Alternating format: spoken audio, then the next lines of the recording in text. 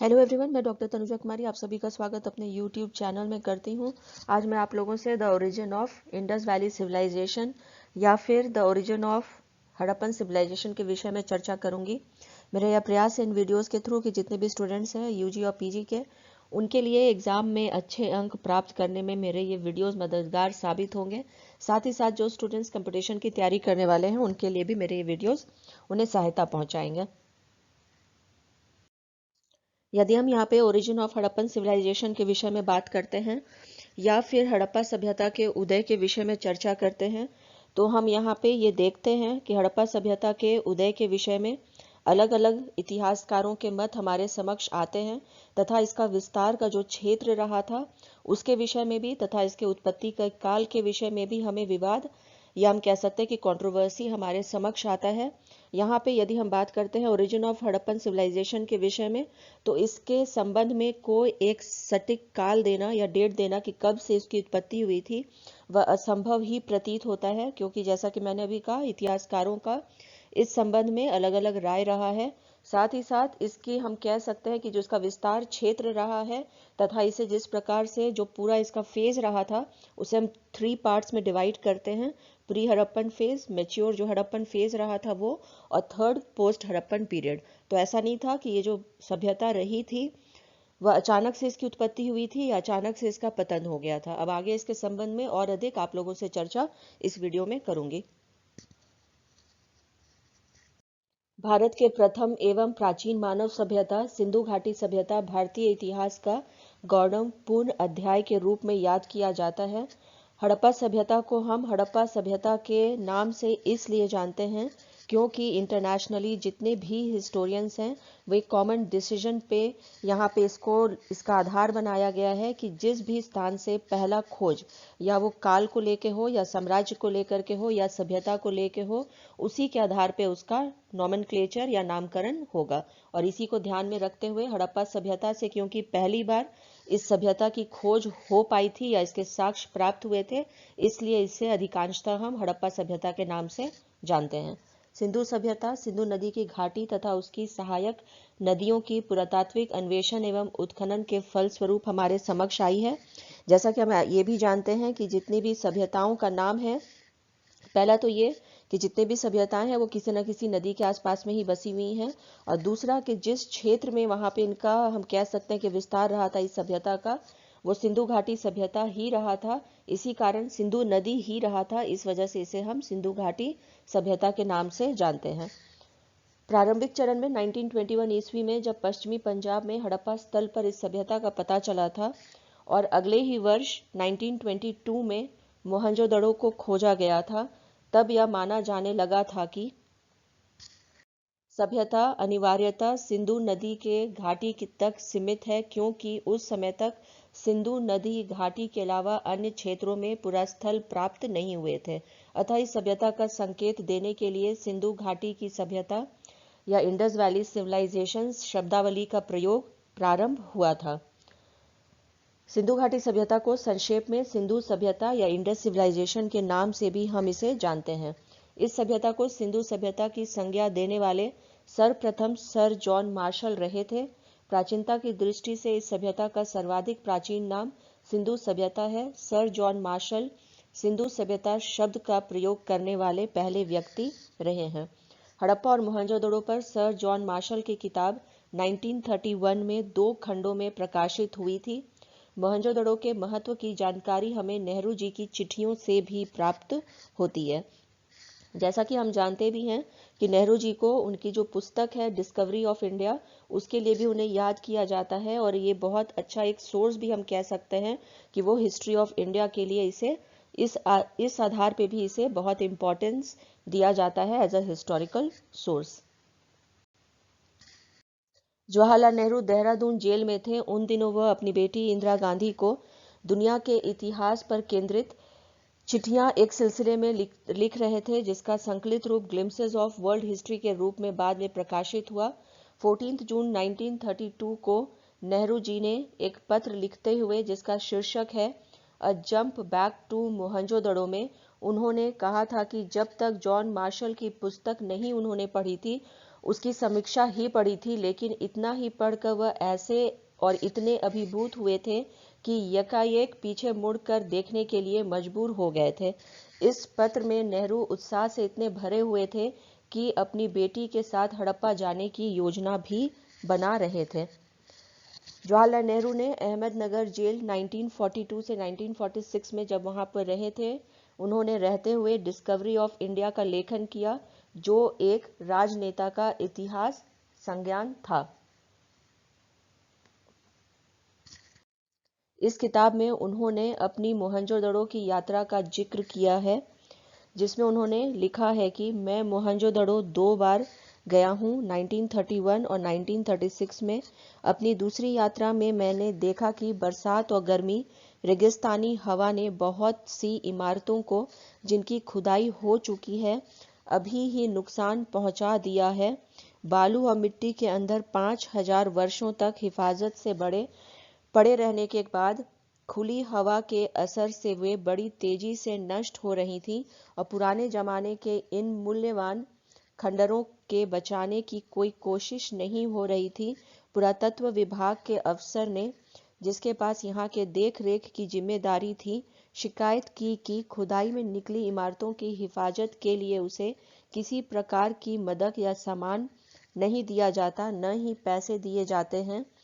इन पिछले 8 वर्षों में क्या हुआ इसकी मुझे जानकारी नहीं, लेकिन मेरा ख्याल है कि बर्बादी जारी है और इस तरह कुछ और सालों में मोहनजोदड़ो को अपने रंग रूप में देखने को नहीं मिलेगा। यह एक ऐसी दुर्घटना है जिसके लिए कोई बहाना नहीं सुना जा सकता और कुछ ऐसी चीजें जो फिर कभी देखने में नहीं आ सकती मिट गई होंगी और केवल तस्वीरों या बयानों के आधार पर हम जान सकेंगे कि वो क्या रही थी।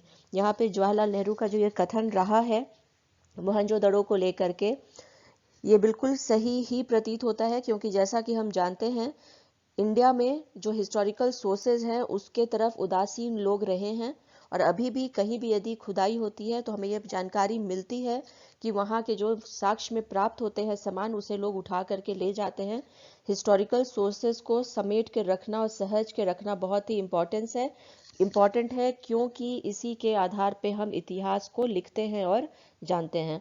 यहाँ पे इसी के वजह से कहा जा सकता है कि जो री राइटिंग ऑफ हिस्ट्री है उसकी भी पॉसिबिलिटी कहीं ना कहीं खत्म हो जाती है। यद्यपि जॉन मार्शल ने इस खोजी गई सभ्यता को सिंधु सभ्यता कहा, लेकिन बाद के वर्षों में जब अनुसंधान से यह प्रमाणित हुआ कि यह सभ्यता सिंधु घाटी तक ही सीमित नहीं है, बल्कि इसकी सीमाओं के पार दूर दूर तक फैली हुई हैं, तब इस सभ्यता के सही भौगोलिक विस्तार का संकेत देने के लिए उक्त शब्दावली अपर्याप्त सिद्ध हुई। अतएव इसके लिए हड़प्पा सभ्यता या हड़प्पन सिविलाइजेशन नामकरण दिया गया था। इसके लिए पुरातत्व विज्ञान की परिपाटी के आधार बनाया गया था। पुरातत्व विज्ञान में यह परिपाटी है कि सभ्यता या संस्कृति का नामकरण उसके सर्वप्रथम ज्ञात स्थल के नाम पर किया जाता है। इस सभ्यता का सर्वप्रथम ज्ञात स्थल हड़प्पा रहा था, इसी वजह से इस सभ्यता का नाम हड़प्पा सभ्यता रखा गया। परंपरा की दृष्टि से सभ्यता का सर्वाधिक उपयुक्त नाम हड़प्पा सभ्यता है। यदि हम यहाँ पे बात करते हैं हड़प्पा सभ्यता के विषय में और अधिक, तो हम ये देखते हैं कि चूंकि हड़प्पा सभ्यता का विस्तार सिंधु घाटी क्षेत्र तक ही सीमित नहीं था, बल्कि उसके परे भी रहा था, इसलिए कुछ विद्वान इसे सिंधु सरस्वती सभ्यता के नाम से भी इसे संज्ञा देते हैं। अभी तक भारतीय उपमहाद्वीप में इस सभ्यता के जितने स्थल खोजे जा चुके हैं, उनमें से 80% स्थल सरस्वती नदी के किनारे तथा 17% सरस्वती व सिंधु नदी को छोड़ अन्य नदियों के किनारे एवं 3% सिंधु नदी के किनारे पाए गए हैं। भौगोलिकता की दृष्टि से सर्वाधिक उपयुक्त नाम सिंधु सरस्वती सभ्यता है। हालांकि यह नया नाम लोगों की जुबान पर उतना नहीं चढ़ पाया है जितने कि दोनों पुराने नाम। इस वजह से इसे हम इंडस वैली सिविलाइजेशन या हड़प्पन सिविलाइजेशन के नाम से ही जानते हैं। सर्वप्रथम एक ब्रिटिश यात्री चार्ल्स मेसन का ध्यान हड़प्पा स्थित टीलों पर गया था। उसने 1826 में इस स्थान की यात्रा की थी। जिस समय चार्ल्स मेसन इस क्षेत्र की यात्रा पे आए हुए थे या गुजर रहे थे वहां से, तो एक बुद्धिस्ट मॉन्क ने या इशारा किया था या उन्हें बताया था कि एक माउंड है जहां पे कोई पुरानी सभ्यता के दबे होने की वहां पे उन्हें एहसास है, यहाँ पे दबा हुआ मिलेगा, और इसी के आधार पे इस क्षेत्र का जो है खुदाई वहां पे प्रारंभ हुआ था। उसने 1842 ईस्वी में प्रकाशित अपने एक लेख नैरेटिव ऑफ जर्नीज में इस बात का उल्लेख किया। उसका अंदाजा था कि ये टीले किसी पुराने राजमहल के अवशेष हैं। सन 1831 ईस्वी में जब कर्नल अलेक्जेंडर बर्न्स पंजाब के महाराणा रंजीत सिंह से मिलने जा रहे थे, तब उनकी नज़र हड़प्पा स्थित टीले पर पड़ी थी। उनका अनुमान था कि ये टीले किसी पुराने किले के अवशेष हैं। 1856 ईस्वी में जब जेम्स बर्टन और विलियम बर्टन, दो अभियंता बंधु, कराची लाहौर लाइन के लिए रेल बिछाने में लगे हुए थे, तो उन्होंने पास के टीलों में अपनी लाइन के लिए ईंटें लेने का प्रयत्न किया। ईंटों के लिए की गई खुदाई में उन्हें किसी प्राचीन सभ्यता के अस्तित्व का आभास हुआ था।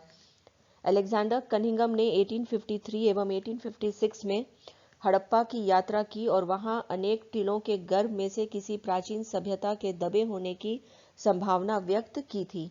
उन्हें स्थानीय निवासियों ने बताया था कि यह टीला हजारों वर्ष पुराना है और शासक के अत्याचार से नगर नष्ट हो गया है।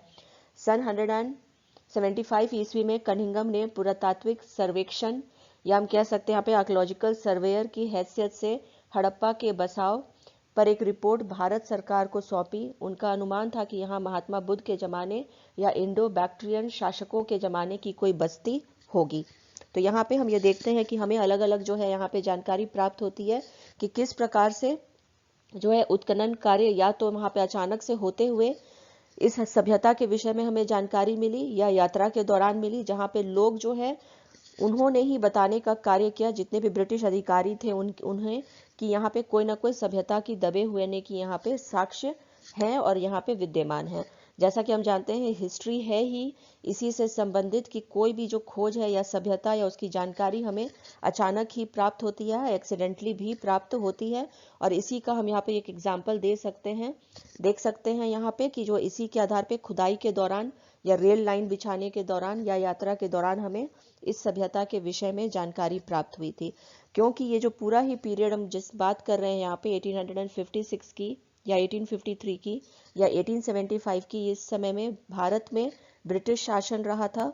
उस समय कोई भी एक ऐसा बॉडी ऑर्गेनाइजेशन भारत में नहीं था जो हिस्टोरिकल सोर्सेज के विषय में बात करे या कहीं पर भी उत्खनन करे या उसके विषय में कार्य करे। 1921 के बाद ही हम देखते हैं या उसी के आसपास में ही हम देखते हैं कि भारत में पुरातात्विक स्रोत के तरफ जो है ब्रिटिश अधिकारियों का भी उनकी जिज्ञासा इस हो रही थी, और स्पेशली ये हड़प्पा सभ्यता के कारण ही, जिसके बाद में हम देखते हैं कि आर्कियोलॉजिकल सर्वे ऑफ इंडिया का निर्माण भी इसके पश्चात हमें देखने को मिलता है। हड़प्पा सभ्यता के प्रमुख खोजकर्ता तथा उनके स्थानों के विषय में यदि हम बात करते हैं तो यहाँ पे जॉन मार्शल, अर्नेस्ट मैके, मॉर्टिमियर व्हीलर, R.D. बैनर्जी, इनका संबंध रहा है मोहनजोदड़ो के उत्खनन के साथ में। ठीक इसी प्रकार मॉर्टिमियर व्हीलर और दयाराम साहनी, इनका संबंध हड़प्पा के उत्खनन के साथ में रहा है, तथा रफीक मुगल, सूरज भान, भगवान देव, इनका जो है यहाँ पे संबंध राखीगढ़ी के उत्खनन के साथ में रहा है।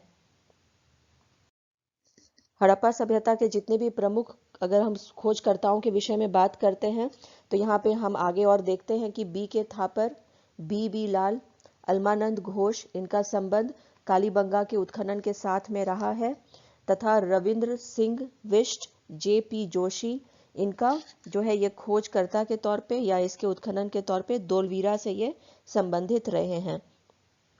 अर्नेस्ट मैके और मजुमदार ने चनुदड़ो के खोज तथा इसके खुदाई तथा इसके संबंध में और अधिक जानकारी इन्होंने प्रदान की है। साथ ही साथ यहाँ पे R.S. Bisht, Y.D. Sharma, S. तलवार, इनका संबंध रोपड़ के साथ में रहा है और इस क्षेत्र का या इस स्थान के जो है उत्खनन के संबंध में इनका सबसे उल्लेखनीय कार्य रहा है। यदि और आगे हम इस पर चर्चा करते हैं तो हम यह देखते हैं कि S.R. राव जो थे, इनका संबंध लोथल के उत्खनन के साथ में रहा था। जगपति जोशी का सुखदोदा, B.P. बोपार्डिका का दैमाबाद के साथ में, तथा H.F. डेल्स का बालाकोट के साथ में।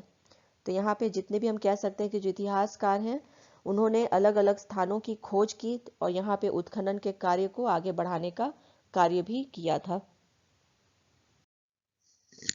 यहाँ पे यदि हम पुरातात्विक अवशेषों के विषय में बात करते हैं तो पुरातात्विक अवशेषों से पता चलता है कि हड़प्पा सभ्यता से पहले लोग छोटे छोटे गांव में रहा करते थे।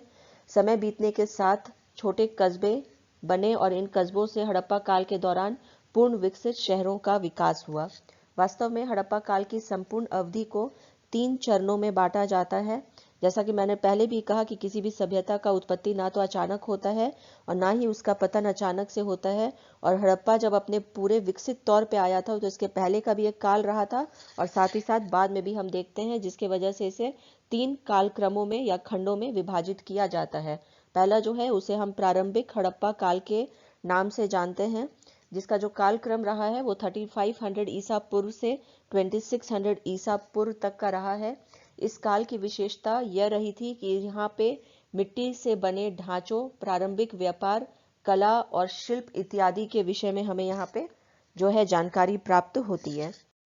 जो मैच्योर हड़प्पन फेज रहा है या जो परिपक्व जो हड़प्पा काल रहा है उसके कालक्रम के विषय में कहा जाता है कि 2600 ईसा पूर्व से 1900 ईसा पूर्व तक की रही थी। और यदि हम इस काल के विषय में बात करते हैं तो यहाँ पे इस चरण में हम ये देखते हैं कि भट्टे में पकी हुई ईंटों से बने ढांचों वाले भली भांति विकसित शहर, स्वदेशी और विदेशी व्यापार और विविध प्रकार के शिल्प हमें इस काल में देखने को मिलते हैं। लास्टली अगर हम बात करते हैं जो थर्ड फेज है, जिसे हम पोस्ट हड़प्पन पीरियड या उत्तर हड़प्पा काल कहते हैं, जिसका काल 1900 ईसा पूर्व से 1400 ईसा पूर्व का बताया जाता है, या इसे हम पतन के काल के नाम से भी जानते हैं। यहाँ पे फिर से ये माना जाता है कि जो है पूर्ण विकसित जो शहर रहे थे वो अचानक से फिर जो हम देखते हैं कि वो गांव की तरफ जाते हैं और साथ ही साथ यहाँ पे जो शिफ्टिंग है इसका हड़प्पन सिविलाइजेशन का वो साउथ की तरफ हमें दिखता है, जो कि हमें जोरवे कल्चर और दैमाबाद कल्चर के नाम से हमारे समक्ष आता है। उत्तर हड़प्पा काल के विषय में यदि हम बात करें तो यह पतन का काल रहा था, जिसके दौरान शहर उजड़ने लगे थे, व्यापार समाप्त हो गया था, जिससे धीरे धीरे शहरीकरण की जो मुख्य विशेषताएं रही थी वो समाप्त हो गई थी।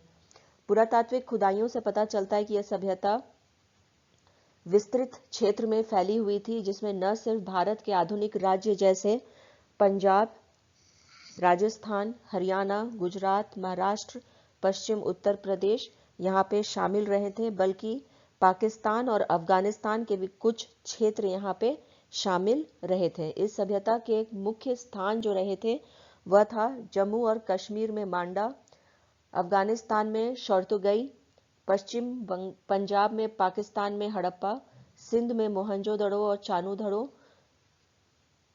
राजस्थान में कालीबंगा, गुजरात में लोथल और धोड़वीरा, हरियाणा में बनवाली और राखीगढ़ी, महाराष्ट्र में दैमाबाद, जबकि मकरान तट जो कि पाकिस्तान ईरान की सीमा के पास है पर स्थित सुरकता जेंदोर हड़प्पा सभ्यता सुदूर पश्चिमी छोर और पश्चिमी उत्तर प्रदेश में आलमगीर इसकी सुदूर पूर्वी सीमा रही थी।